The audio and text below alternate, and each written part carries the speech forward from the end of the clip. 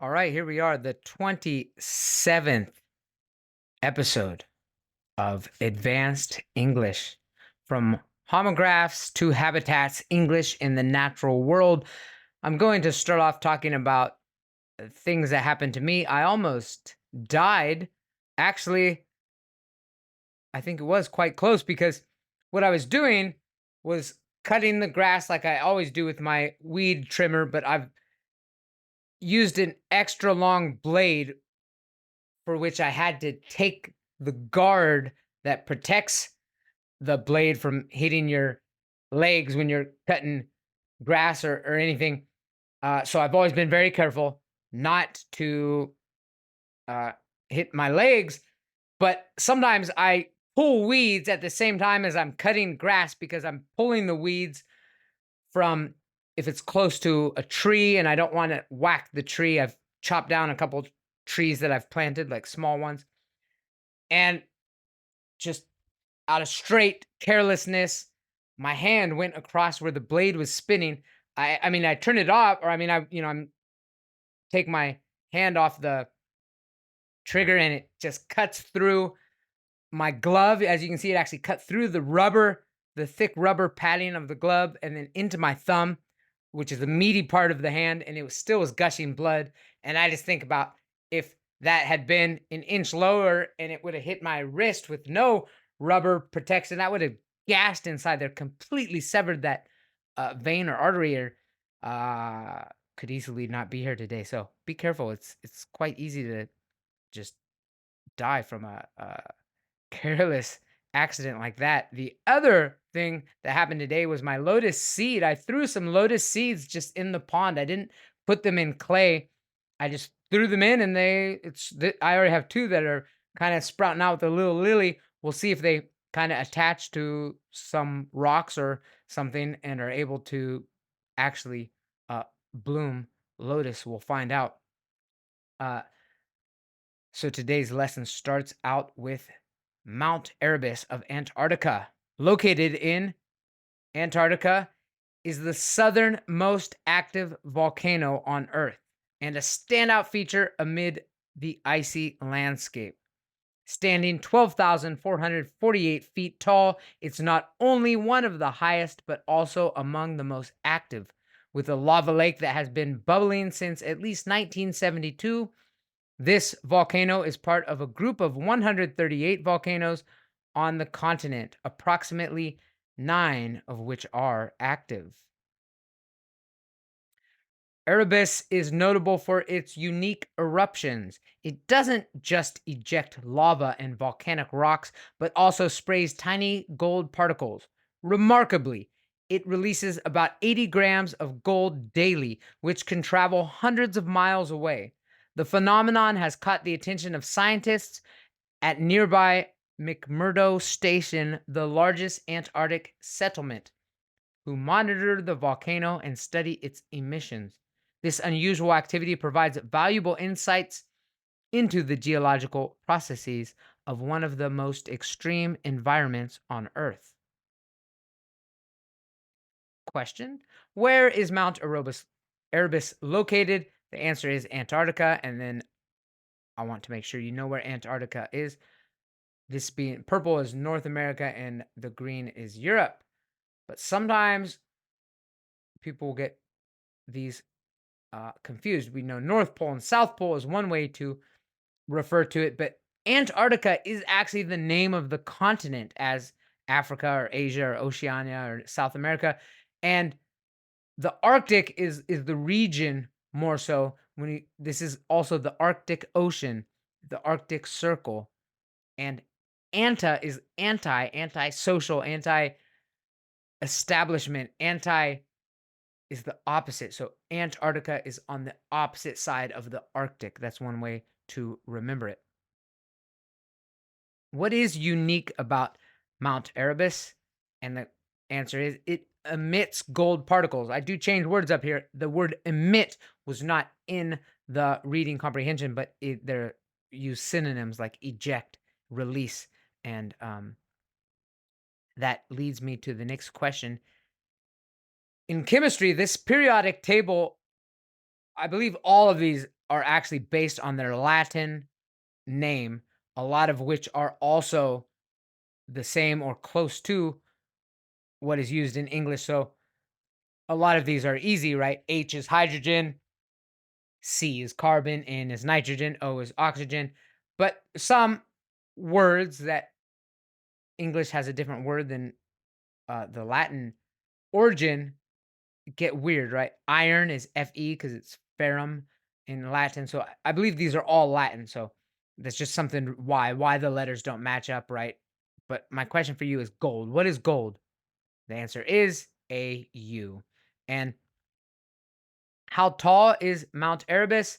Answer was and still is 12,448 feet. Remember, don't add an and in there. It's not 12,448. It's not 12,448, although that one sounds all right. But the reason you don't want to do that is save the and for the last. And sometimes we have decimal or a fraction. And I would say something like 12,448 and a half. If that were the case, you wouldn't want to say 12,448 and a half, right? You only want to use and once. So it does sound okay. I admit it. 12,448 is okay to say, but it's better to never use and only save it for the fraction. Just say 12,448. And plus it's just, yeah, when we get long, 12,448,637 and a quarter. So anyway, we'll move on to the natural disasters. Of course, we were talking about the volcano, so we'll knock that one out of the way. Let's just go through all of them. I'll grab this one is a tsunami. This one is a flood. This one is a tornado. This one is the blizzard. And this one is a drought. What are these called? Most people know the ruler. What about this one? This one is measuring tape or a tape measure.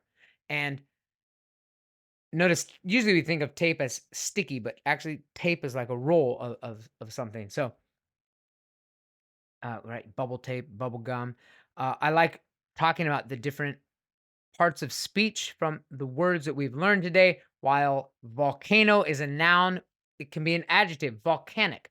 We talked about it in the reading. There's volcanic ash, volcanic rocks, volcanic eruption. And now the word eruption is the noun, and erupt can be a verb. So what is erupt? Knowing what a volcanic eruption is, it should be easy to think erupt is going to be to explode. And likewise, erupt as a verb and a noun, we saw eruption and erupt. It's also an adjective, which is eruptive. Good to learn these kind of all at the same time.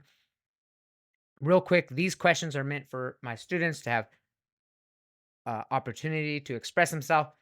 Something they read can offer an opinion, or something that they learned from reading or that they already know.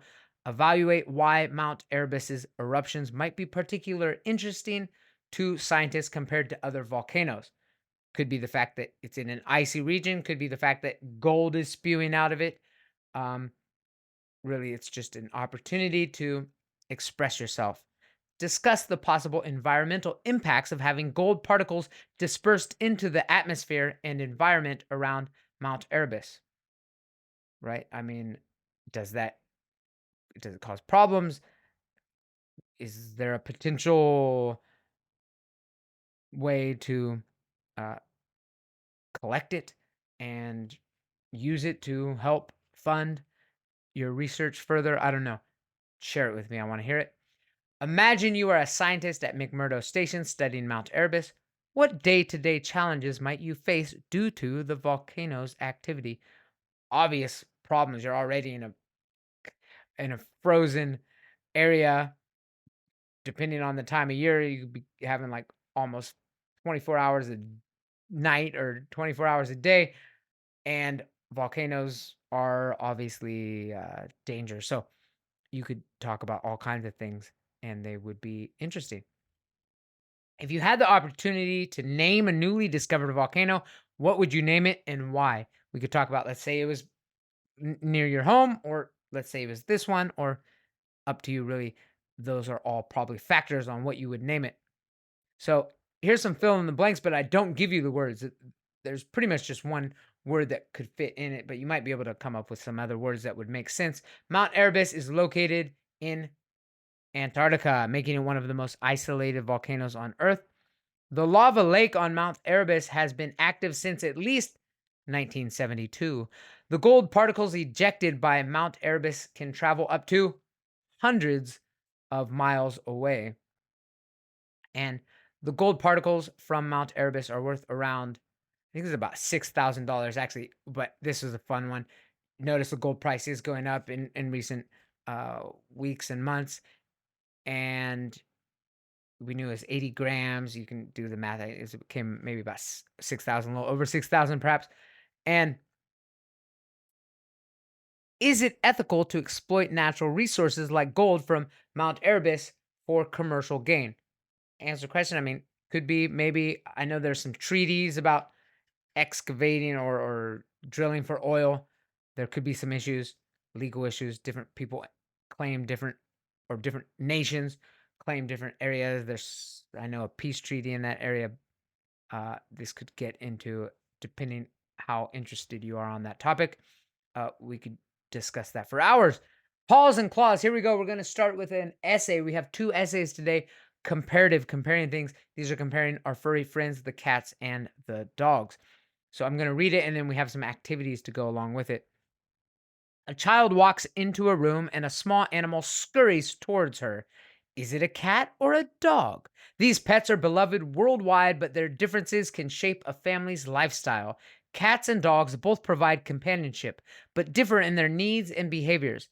Cats, known for their independence, typically require less attention and are content spending hours alone. In contrast, dogs often seek more interaction and need regular exercise and engagement. Now, scurries was a word not that popular, to kind of run quickly away. What I want to focus on is homographs. Let me give you an example. This word content, it's like to be satisfied. The word content is a homograph because it is spelled the exact same way as the noun content, right? The noun is the substance or material contained within something. The example is the content of the book was educational and informative. As an adjective, as used in this story, to be satisfied and at ease with one's situation or life. She felt content with her decision to pursue a new career. So those are homographs. It's important that we recognize them. They are problematic when reading out loud because you have to figure out what word it is because it's pronounced differently, right? That's different than a homonym, which they sound the same, right? But they're spelled differently, or in some cases, the word could be pronounced the same but have different meanings, like bow, right? Bow is actually a noun, but it could be like a bow and arrow or a bow in your hair. But those are both nouns and they're both pronounced the same. So you still need to do some configuration, but you could read it and figure it out. But in the case of homonyms and homographs, in this case, it's also bow. So it could be bow or bow, and bow is a verb, right? To bow, to bend forward at the waist in respect or greeting. Then we have this one. So go ahead and try to think of it. These are 2 words that are pronounced differently and have different parts of speech and really have no connection. They probably have an etymological difference, and they just kind of coincidentally are spelled the same way. You have tear, right? When you cry, you have a tear comes out of your eye, right? A salty liquid secreted by glands in your eyes. That's a very scientific definition of a tear. And then tear a page out of a book. And let's keep going. What about this one? Do you know these 2 ones? Lead and led. And that's not the past tense of led. Like read and read is spelled the same way, but they're actually the same word. One is just the past tense. This is actually lead, as in to lead. It could be an adjective, to play a lead role, but those are all lead. Those are all pronounced the same way. The other one is led. That's also on the PB, on the atomic chart or the periodic table. And that's not used so often, but it could be used for pencils, pipes, and paints and toys and stuff. But it's poisonous. We tend not to use that. I think we use graphite now for pencils, more likely. The last one is this one. Usually one word always stands out. You see wind, of course, that's wind. I know wind, but wait, there's another word spelled W-I-N-D that is a verb, and it's pronounced differently along I, wind, right? When we wind to twist or coil something. She wound the string around the spool, right? We can wind, that's past tense, so I shouldn't have used that one. I could say she will wind the string around the spool, right? Because that is, you can see that the word changes when it's a parts of speech and used like that. So, but the word wind is to wind something up. The last one is this one. Again, probably stands out. Minute. Of course, I know what minute is, but it also is minute. And minute is an adjective to describe something that's very small. The details were written, or I would say, yeah, I was going to change this one and say the minute details are not important. Now, fact of the matter, they probably are important. Don't overlook the minute details. Again, minute is probably etymologically related to miniature or mini, I imagine, and minute probably has a different, they just end up being spelled the same way, pronounced differently. So we have 12 words here, right? We have bow, bow, content, content, lead, led, minute, minute, tear, tear, wind, wind. I'm going to read them. Go ahead. I'm going to just answer them as I go. Make sure you pronounce them correctly. So you can't just do this and put the correct word in and it's spelled correctly and you got it. I want to know that you know the pronunciation of the word and how to use it. So she used a bow to tie her hair. The strong wind blew down the trees. He shed a tear when he heard the sad news. She felt content after completing the task. The lead in the pencil broke, so I had to sharpen it again. The minute details were difficult to read. He will bow to the audience after his performance. She couldn't help but tear the paper in frustration. We waited for him for a whole minute. The boy had to wind the spring in the toy car. As the team captain, he will lead the players to victory. The website's content includes articles, videos, and quizzes. That word shed is a verb. We use it sometimes. I mean, it can be a noun as well, right? A place that you keep your tools. He shed a tear is like to come out or to come out of is like shed your skin, right? The snake sheds its skin. Most reptiles, a lot of reptiles do shed their skin, take off, shed a tear, come out. Those are like kind of set phrases to shed a tear, but I had a lot of questions about that, so I thought I would point that out. Again, remember, we're continuing on this comparative essay. Cats are generally smaller than most dogs, with sleek bodies and a variety of coat patterns.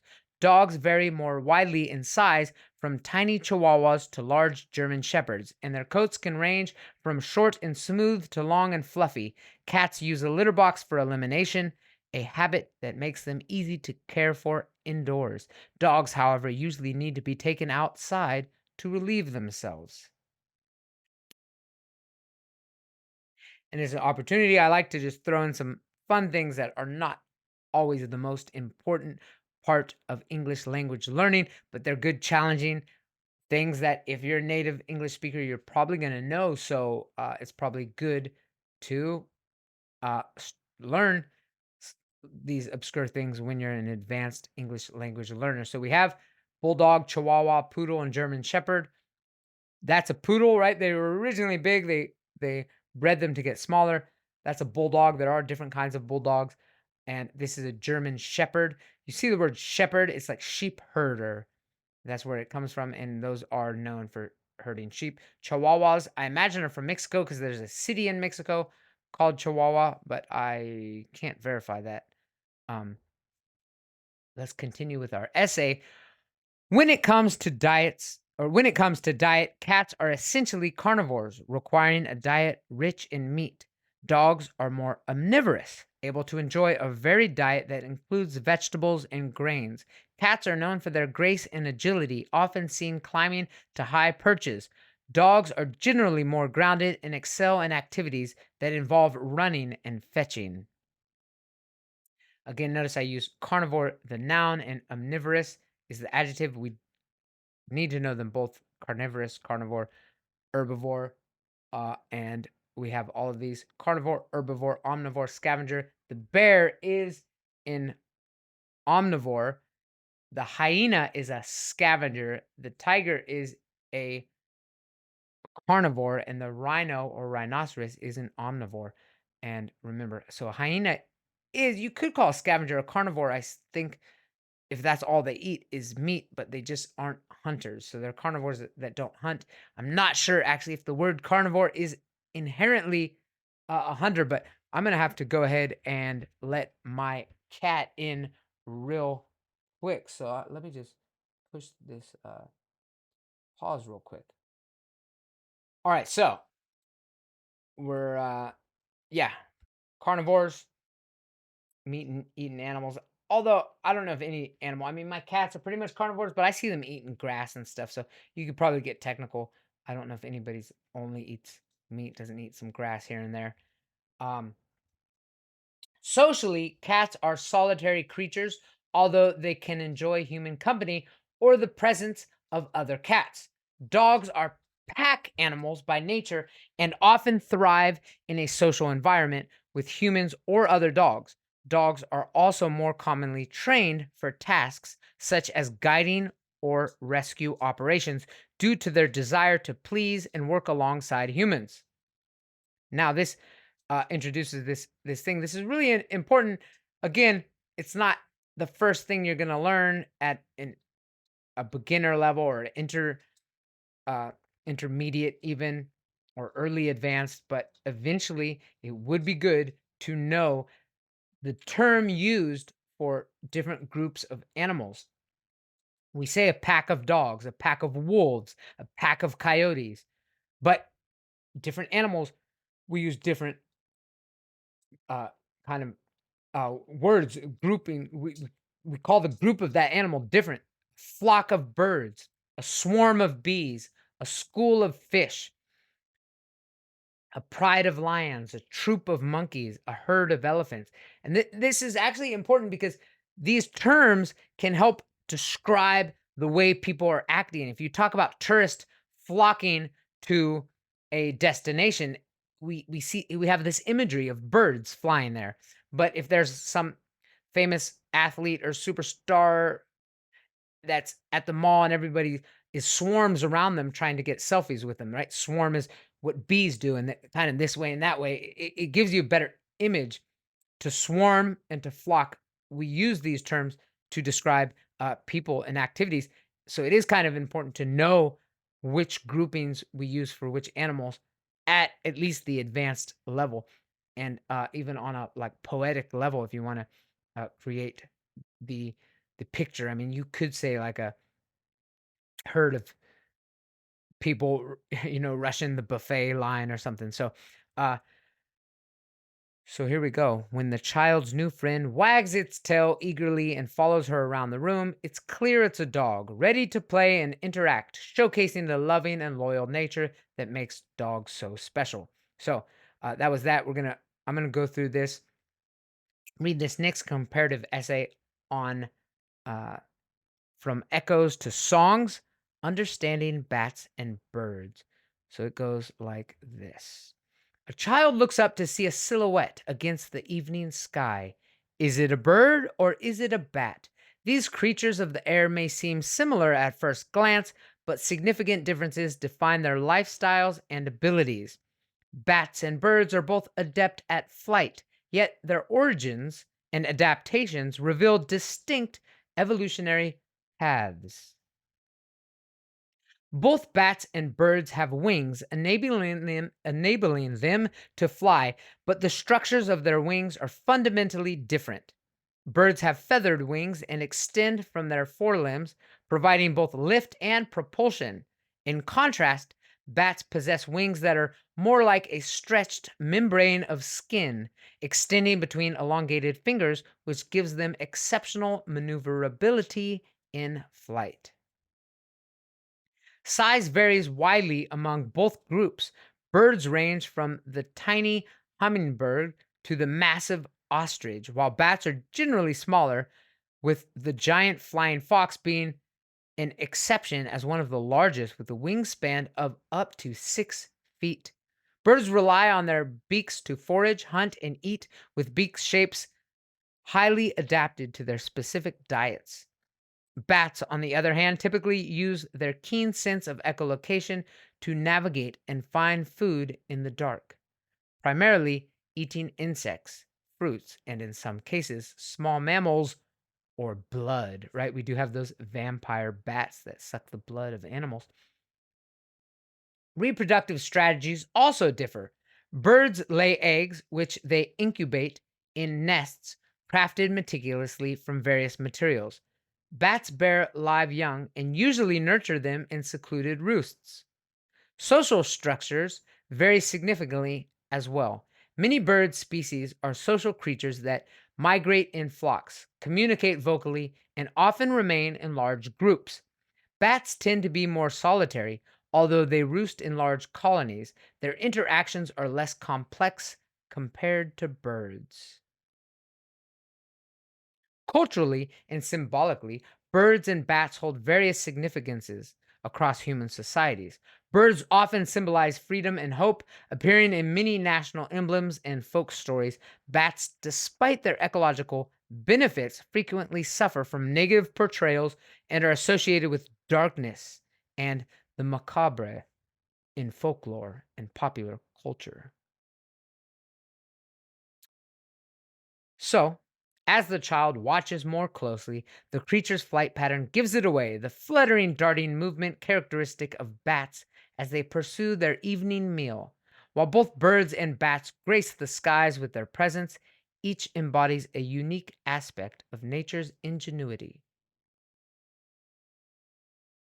Some reading comprehension questions. I'm going to read them. Maybe you know the answers. These are opportunities for you to express yourself based on the knowledge you've read, learned, or already know. What are the main differences in wing structures between bats and birds?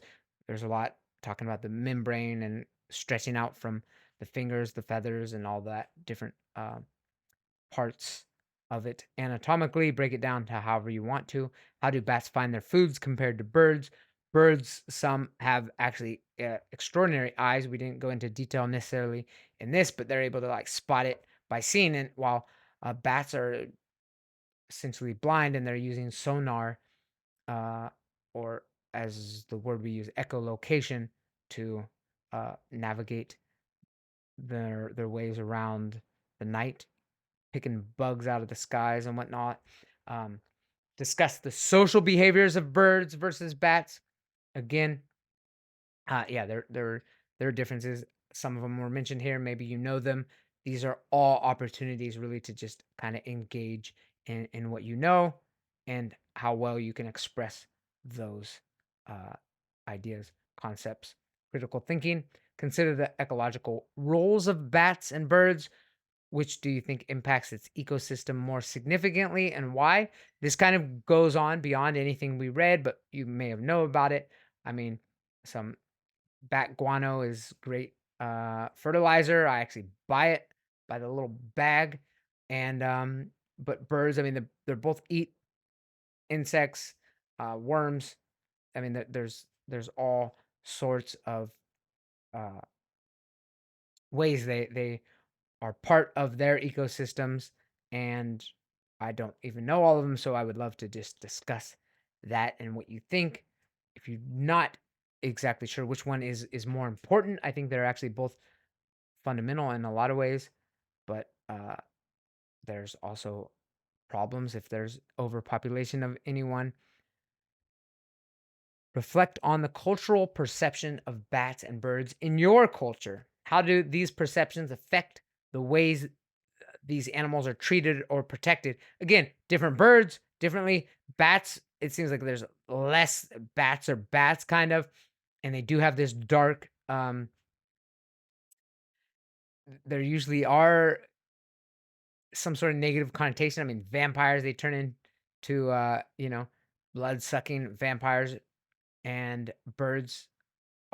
are more varied. You have eagles for like freedom, doves for peace, and flamingos. But you've also got vultures, which obviously is usually has negative connotation. You call somebody a vulture, just like the hyena, they're scavengers. So just talk about it. Maybe there's folklore or story that you know in your culture that attributes certain qualities or luck or good luck or anything with different birds or bats. And the debate topics specifically include bats are more beneficial to urban environments than birds. Agree or disagree, and provide reasons for your position. So again, um, urban environments is talking about the cities, while there's less need maybe for pest control, and a lot of birds are gonna have poop everywhere. They're gonna poop on your uh, head. Bats come out at night. Again, could be based on your city. Different cities, different places might have different problems or benefits for different animals. So I'd love to hear about it. Our last story, and this is a real story, but some AI generated images.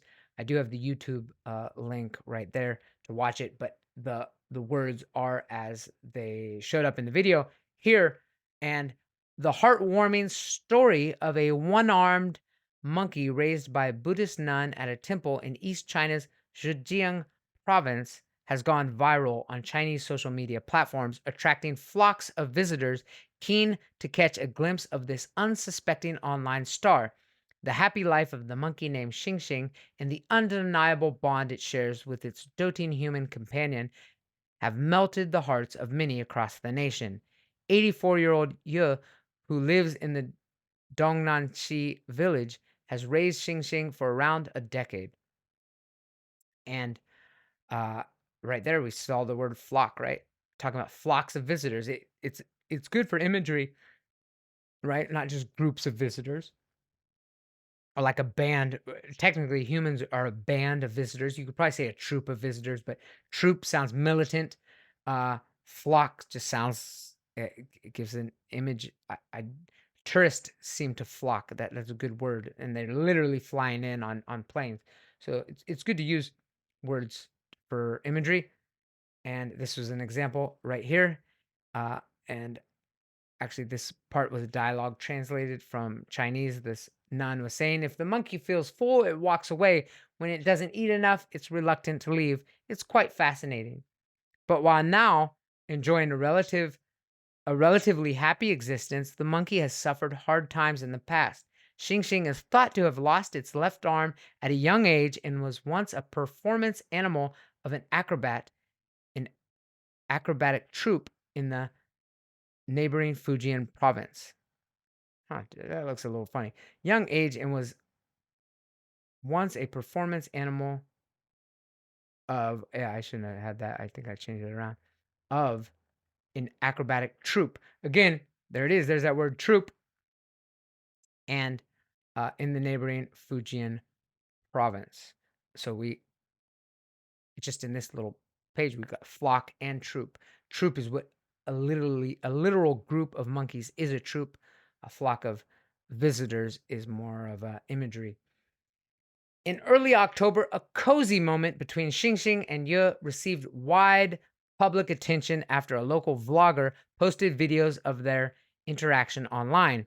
Animal protection experts identified Xing Xing as a Tibetan macaque, also known as the Chinese stump-tailed macaque, which falls under national second-class protection. Again, AI is generating these films. I mentioned that it had one arm, and then they kind of have a mind of their own, made it robot arms and legs, but definitely was able to create some of that imagery for this story. Reading comprehension questions: who are Xing Xing and who is Ye? Right, Xing Xing's the monkey, Ye is the old lady.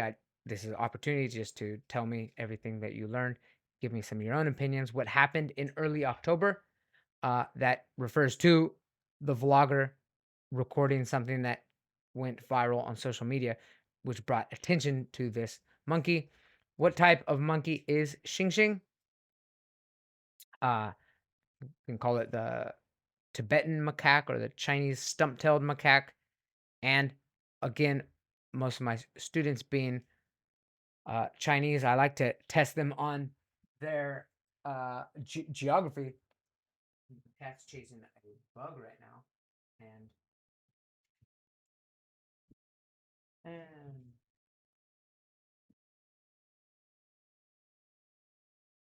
so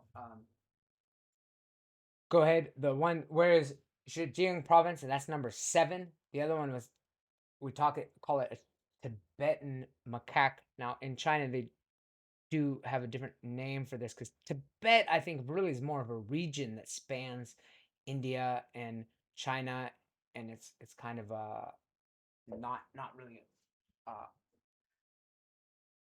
confined to the borders there. So this is what is it? Shizan or something. So Xinjiang, Shenzhen, Yunnan, Guangxi, Guangdong, Fujian, Zhejiang. Those are the 3 that were mentioned. This and then Fujian, which said it was a neighboring province, and that's the only one numbered. So obviously it's that one. And critical thinking questions. Why do you think the videos of Xing Xing and Ye became popular? You tell me. How does the protection status of the Tibetan macaque affect its treatment? Should be positive, of course, but also sometimes rareness can make people want to steal them and keep them or something. So a lot of possibilities there. We're going to finish off with the discussion prompt, which is to discuss the impact of social media on raising awareness about protected species.